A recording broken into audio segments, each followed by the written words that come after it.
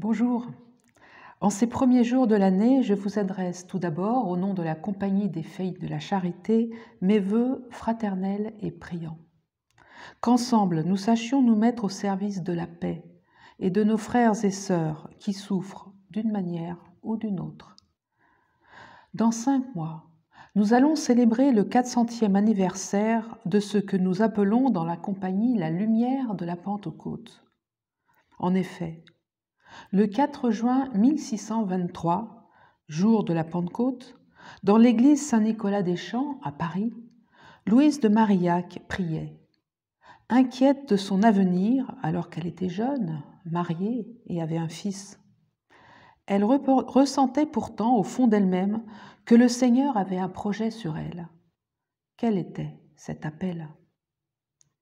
Ce jour-là, elle comprit, par la grâce de Dieu, que viendrait un temps où elle pourrait promettre à Dieu de se donner entièrement à lui, avec d'autres, en communauté, et se mettre au service des souffrants de son époque d'une manière particulière et nouvelle pour son temps. Elle aperçut que des femmes consacrées pourraient servir le Seigneur, allant et venant, selon son expression. Ensuite, au fil des années, le Seigneur, les événements, Saint Vincent de Paul, les pauvres eux-mêmes lui ont permis de préciser ce que l'Esprit lui avait soufflé et qui est devenu la vocation des filles de la charité.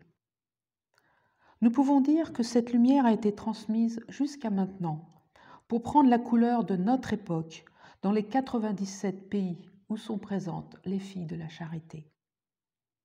Comment se mettre à l'écoute de l'Esprit ? Au XXIe siècle, comment comprenons-nous l'allant et venant ? Quel est le sens du vivre ensemble ?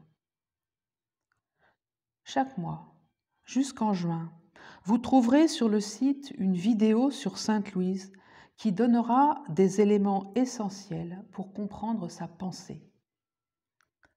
Pour faire mémoire de cet événement, il est important de célébrer, de prier, de revenir davantage à l'Évangile, d'approfondir les écrits de Sainte Louise.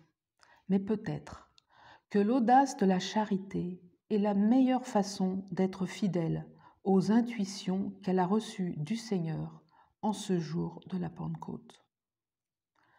Comme Sainte Louise, mettons-nous à l'écoute de l'Esprit. Osons nous engager davantage avec les hommes et les femmes de notre temps pour défendre la justice et la dignité des personnes dans un esprit de solidarité et de fraternité.